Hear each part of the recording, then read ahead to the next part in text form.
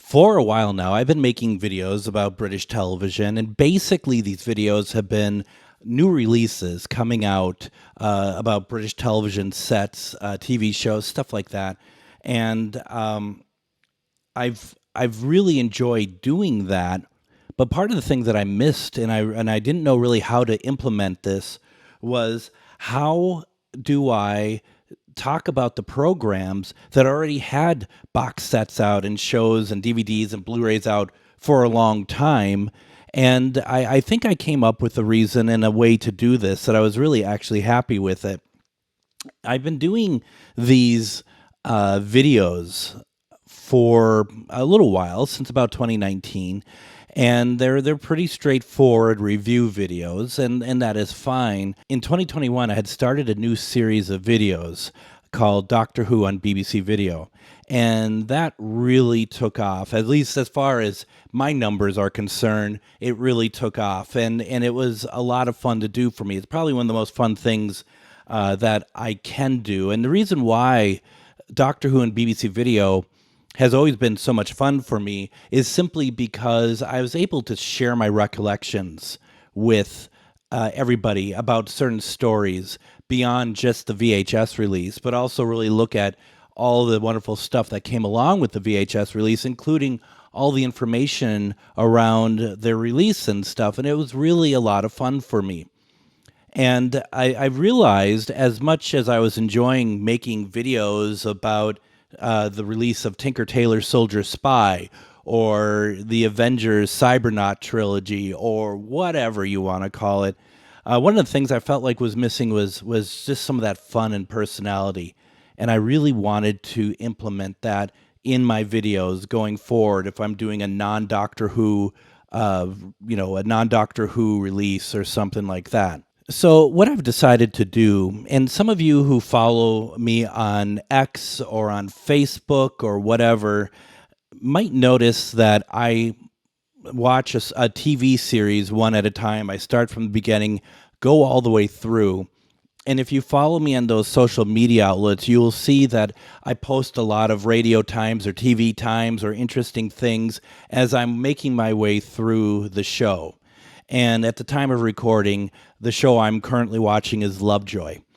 And I thought to myself, that seems to be the best way for me to go forward with these videos, is to actually make videos about the sets that I had just watched. And that way I could share my nostalgia for the series, or if it's a series I've never seen before and I first time I watched it was in this watch, I could talk about that and actually not be so technical with the reviews, but actually be a little bit more like, this is why, this is what I felt about certain episodes, my favorite episodes, talk about how much do I love the opening theme to a show or the title sequence or whatever I want to do, and kind of make it more like Doctor Who on BBC Video, because I really enjoy that and it makes me very, very happy.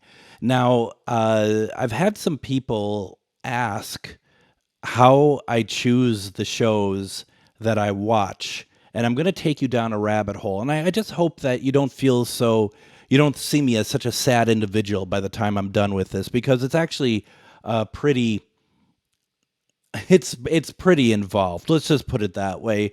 For, I think many of you, if you want to watch a TV show, you simply take it off the shelf, put it in whatever player, or if you have some sort of hard drive system or whatever, a Plex or whatever, and you just watch it and you watch it till you're done. Of course, I cannot do things the way that normal people do stuff, and I'm going to explain. And this is something I always say, that Lovejoy is the show I'm officially watching right now, if that makes any sense, because that is like my focus. Is I might take out random programs from my collection and watch them, but Monday through Thursday, at the end of the day, I am watching an episode of Lovejoy, because that's the official program I'm watching. And this goes way back to 1998. When I had this collection on VHS, nowhere near the size that it is now, nowhere near having the titles that are available now. But I was starting to collect some stuff, and it actually goes all the way back to of all things, Men Behaving Badly. When I worked for an ad agency in Minneapolis called Fallon McElligott, and they had a video department where a guy would be down in the basement of the building and all day making dubs of our own commercials or putting together what we would call like reels for new business and stuff. And what ended up happening was for some new business pitch, and I want to say this had to do with Miller Lite or something like that. He got in a bunch of, from the UK, pre-recorded PAL videotapes, PAL VHS tapes of Men Behaving Badly. And even though they had a way to convert it to NTSC, he was super busy. They knew that I had, of course, a PAL system, and it was very new for me. And they wanted to know if I could convert them to NTSC from PAL, which of course I was more than happy to. Of course, the price was that I got to keep the videotapes. And I had never seen Men Behaving Badly before. But that was a kind of an eye-opener for me, that I could see that there were a lot of other series out there that I had no idea about, that were beyond the stuff that I would watch on PBS, on KTCA. I talk about KTCA all the time on the Doctor Who videos, and they showed a lot of stuff. And the stuff that I'd be getting in PAL generally were stuff that was on PBS at one point, and I just was able to get like more of a collection, or stuff I read about in DWB or DWM, such as Doom Watch or something like that. So that was kind of the start of it. And then through friends who were sending me stuff, I had a friend in the UK who said I would like Steptoe and Son, and he sent me a bunch of tapes of off-air Steptoe and Son from BBC Two, which is around the time that those were recorded, around the time that the missing Steptoe and Sons were being shown, the ones that were recorded on Shabbat by Galton and Simpson. And so I didn't have a complete collection, but I'd watch it, and I thought it was so awesome to have these VHSs, and I started getting more series in, and I decided, well, since I have all these series and I can't make up my mind what to watch, why don't I randomly pick this stuff? A couple things had happened. First off, I decided to make a database of all of the recordings I was getting in. I've always been kind of an armchair archivist. I really love archive television. I really love the fact that, BBC has this amazing facility where they'd keep all their masters. And I always thought myself kind of that way. And so I decided to make a database. And my first database got accidentally deleted. It was nothing more than more of an elaborate Excel sheet.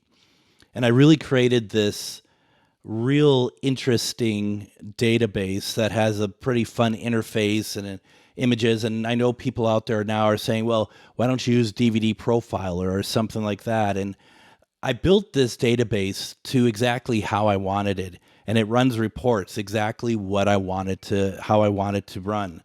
And I really enjoy the fact that I built it myself. And I'm not saying there aren't better ones. I'm sure almost every one of them are better than mine. But I was able to really enjoy putting this together. And over the past 25 years, literally, I have been adding to it and creating new reports and creating new fields and really evolving it to where I want it to be. So I have this great database that has currently not all of my input in it. There's 14,000 entries in it. That doesn't mean that I have 14,000 individual things. A lot of stuff are duplicates only because I don't ever delete old records. I just add the new ones because I'd like to have a history of what I had, but I can easily pull the ones that are like the main version, I guess, so to speak. And so, it's something I'm working on. It's actually a great stress reliever for me, putting that stuff into the database. But I also have just a general list of all of the shows, not by episodes, but the shows themselves. I put it into a randomizer online, and that picks what I'm going to be watching. And that's kind of fun because honestly, folks, if I had it my way, I'd probably be watching like 5 shows over and over and over again. I'd be watching Are You Being Served, Quatermass, Doomwatch, Blackadder, Allo Allo. And then I'd just be watching those again and again, randomly picking it. I'm suddenly watching stuff like The Troubleshooters, The Mind of J.G. Reader. I'm watching just this year, I'm watching Manhunt, a series that I got, but it wasn't something of a priority for me to look at. Secret Army, stuff like that. And it's been a lot of fun to watch these things because, you don't want to watch stuff to be forced to, but it does force you to watch these. And I love that. I love that I'm able to do that. So that is how I get to choose what I'm going to watch. I do it randomly. And I've been doing it randomly since the beginning. There wasn't always randomizers online. I'd put all the names of the shows in an envelope, and I'd randomly pick them. And then to make things even more sad, if you are thinking I'm a kind of a pathetic individual at the moment with how very organized this situation is, when I watch the shows, I have a report in my database that's like a checklist of the episodes. I'll say when I start watching the episodes, like the date, and then every time I watch one of the episodes at night, I check the box on that episode that I'd watched it. Now, some might think that's a little too far. I don't, because sometimes, even though as much as I love watching this stuff, I may wander off. It may be a couple months before I get back to it. And I don't want to get back and try to remember what I last watched. I just want to be able to look at something and be like, oh, this is where I pick up again, and I watch it.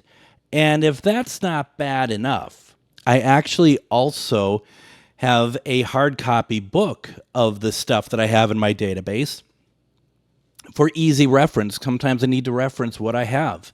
And folks, if you haven't figured it out yet, I have a pretty massive collection of DVDs, Blu-rays, British television in general.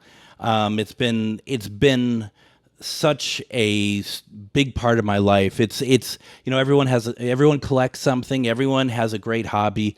This is mine, and I take it to a very a very serious point of view, I guess, and that's fine too. But I wanted to just let you all know, with all those components I talked about, when a series that I'm watching ends, I'm going to create a video about what I watched and what I liked and what I didn't like, and also kind of do a review of the set, the series, everything else, in sort of in the same way that I do Doctor Who on BBC Video. And I hope that it works, because I think it could be a lot of fun. And the first one I'm going to do is when I just about back in late 2024, finishing up in early 2025, I watched Catweasel. And that's going to be the first of those that we're going to do. And I hope you enjoy them, because I think I'm going to enjoy doing them. Thank you, everybody. And don't forget, coming up soon, I will be releasing Doctor Who on BBC Video, The 10th Planet. As much as they like to say that this is the original design, it's based on the original design. It's not quite right. But once again, I do appreciate it. But what I thought was really interesting was the recent vinyl release for the 10th Planet, for the soundtrack for the audios, including the missing episode 4. And I found it very interesting that for the cover, they actually use a Mondasian Cyberman.